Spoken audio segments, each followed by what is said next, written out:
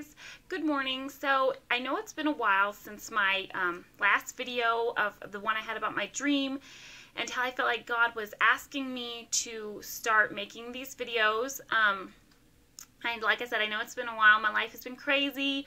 As you know, I have 6 kids and my life just is crazy sometimes. So, and also, it took me a while to figure out what God was asking me to bring to you guys.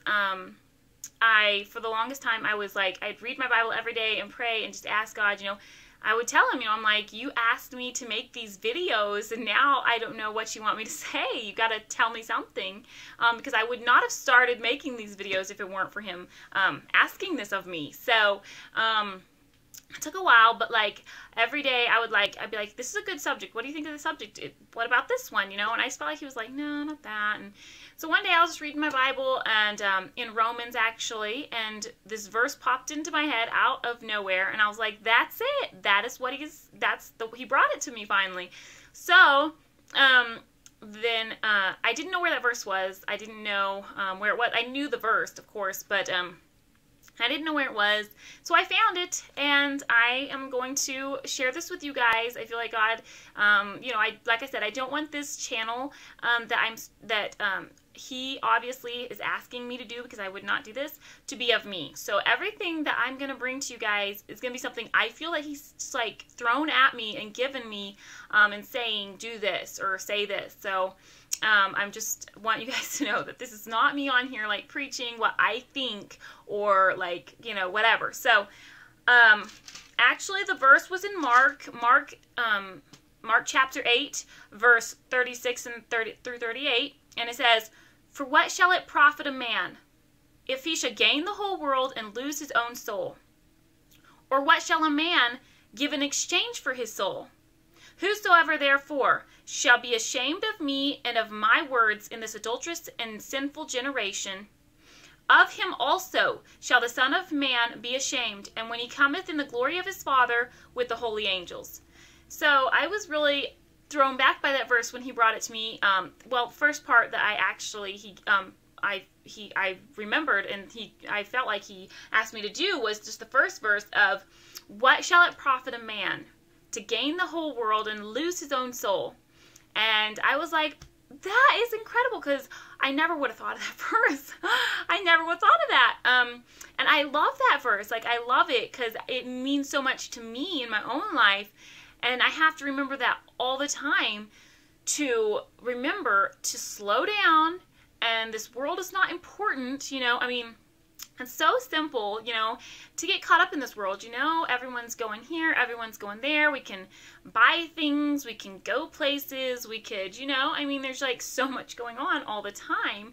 And just to remember that, this life is not important. This life is a vapor. It's going to be gone soon, We don't even know how long we have to live. What if it's tomorrow?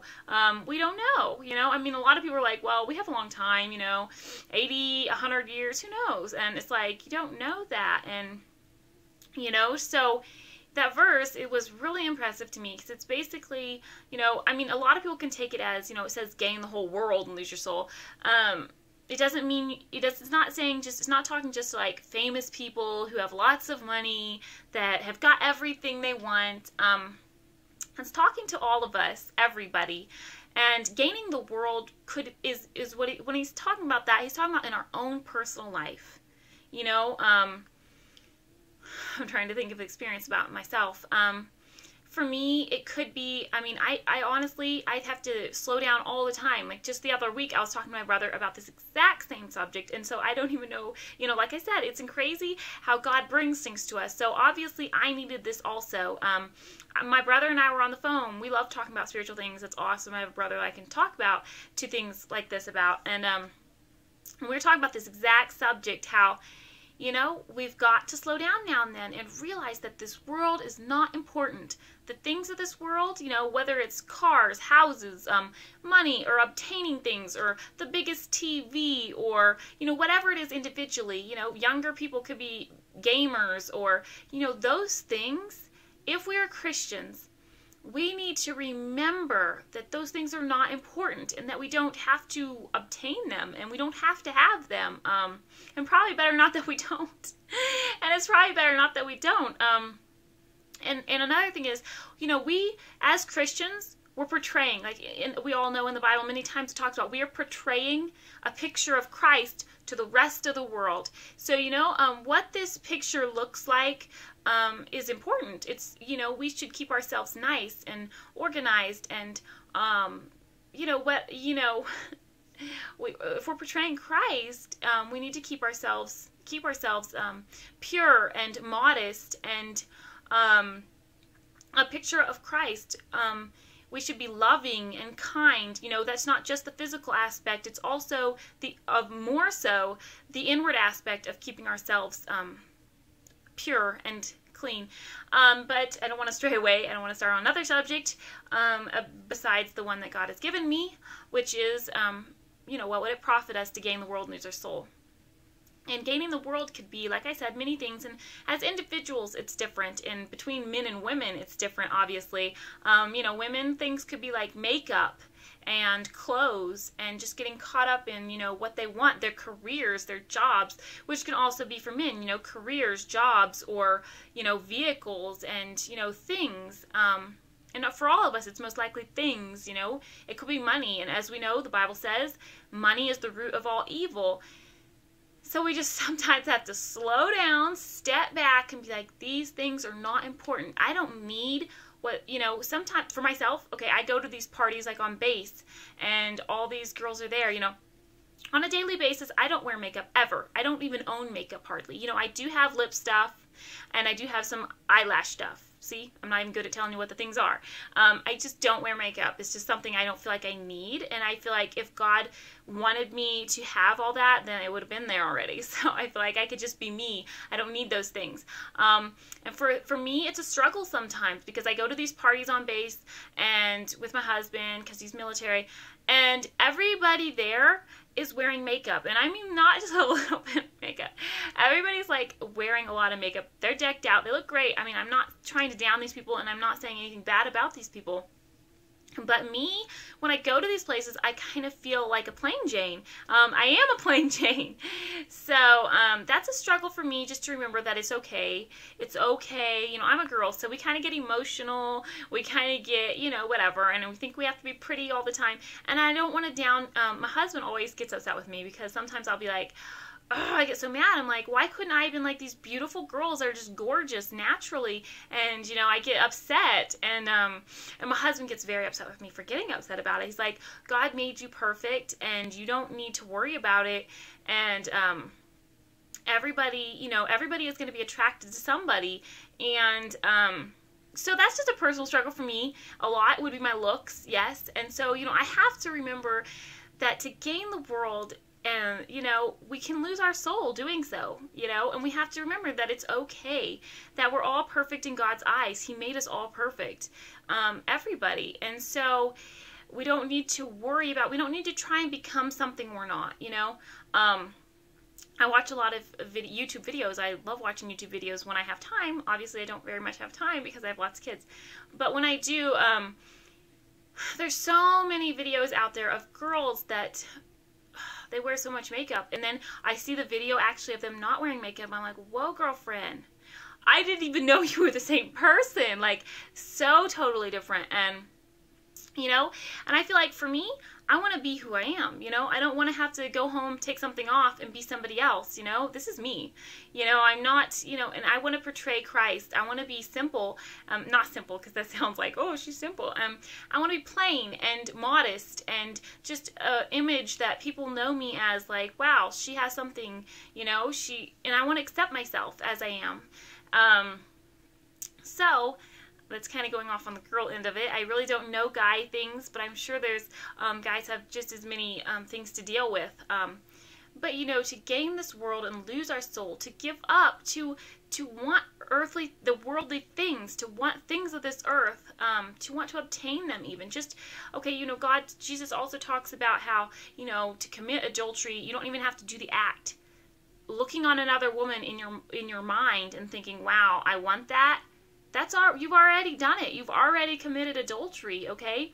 So us wanting things of the world, you know, just like, oh, I wish I can go to the bar, or I wish I could do this.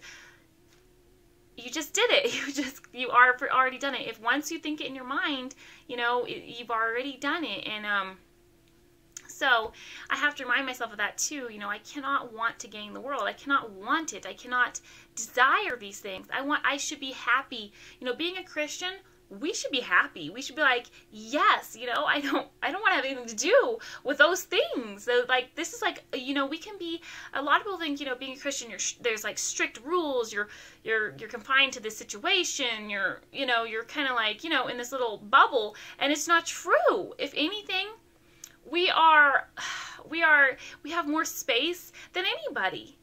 And if we're a true Christian, we don't even desire or care about those things. And I love it. Like, sometimes, you know, my husband, you know, he struggles. You know, he's a husband. You know, he has to make the money. He has to care for the family. You know, there are those pressures. And like I said, we all have these moments of we do get caught up in the world.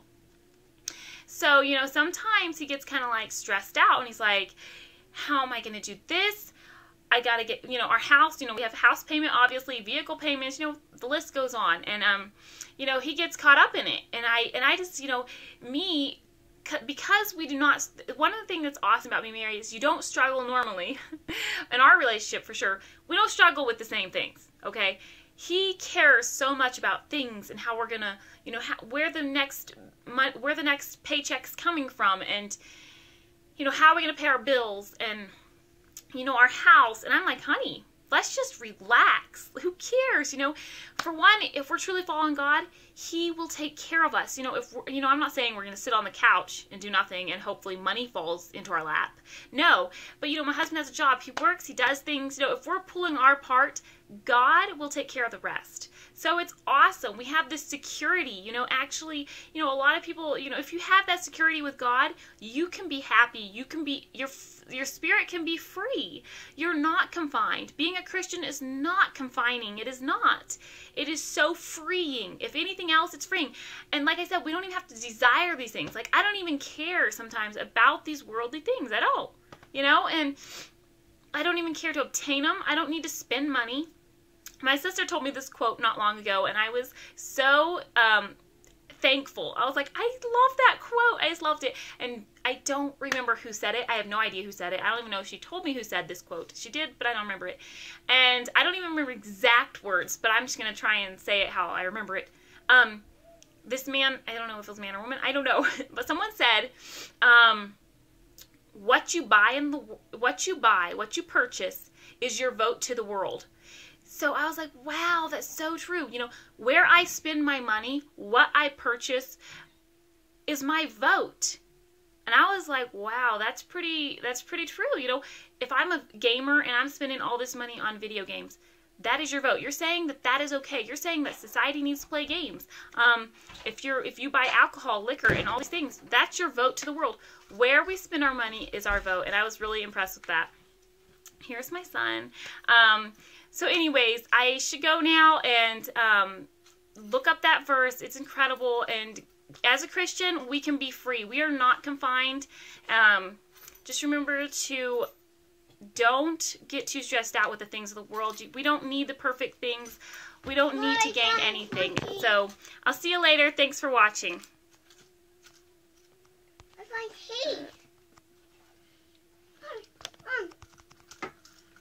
You found my keys. Thank you. Good job.